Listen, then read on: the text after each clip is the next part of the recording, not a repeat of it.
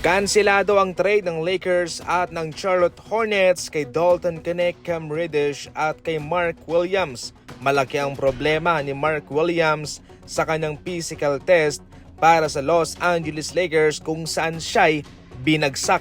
Tama po mga idol, hindi nakalusot si Mark Williams. Ang susunod sanang Anthony Davis ng Los Angeles Lakers. Yun tuloy bumalik si Dalton Knecht sa Los Angeles Lakers kasama si Cam Reddish. Ayon sa impormasyon galing kay Dave McMenamin, maraming health issues itong si Mark Williams at hindi pa kasama yung kanyang malaking problema sa kanyang likod.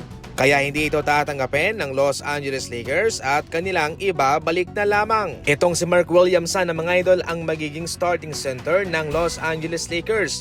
Ngayong kulang-kulang sila sa center. Ngayon pa man, pagtitiisan muna ng Lakers si Maxi Kleber na hindi pa makakabalik dahil sa kanyang injury. At itong si Morris, healthy naman to pero siya isang role player lamang. Grabe, heto naman yung sinabi ni Jimmy Butler pagkatapos ng kanilang laban. Nag-react si Jimmy Butler sa sinabi ni Stephen Curry na sila'y magkaibang manlalaro. Ayon kasi kay Stephen Curry, marami akong pinakawala na 3, 16. Pero si Jimmy Butler, isang 3 lang. Ngunit marami naman daw beses na nakapunta si Jimmy Butler sa free throw. At heto naman yung sinabi kaagad ni Jimmy Butler. Ayon pa sa kanya, opposites attract in life. Sa totoo lang daw, nagugustuhan niya ang kanyang trabaho ngayon sa Golden State Warriors dahil kay Stephen Curry pa lang na hindi iiwanan ng 1 o 2 bantay. Siguradong sila'y palaging mabibigyan ng espasyo, especially si Jimmy Butler mga idol.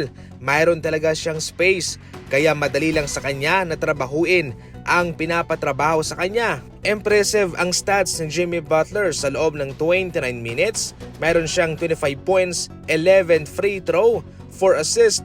Mayroon siyang plus-minus plus 16. Ibig sabihin kapag siya'y nasa loob, kanilang natatambakan ng 16 points ang kalaban. Mayroon siyang 1 steal in 1 block pa.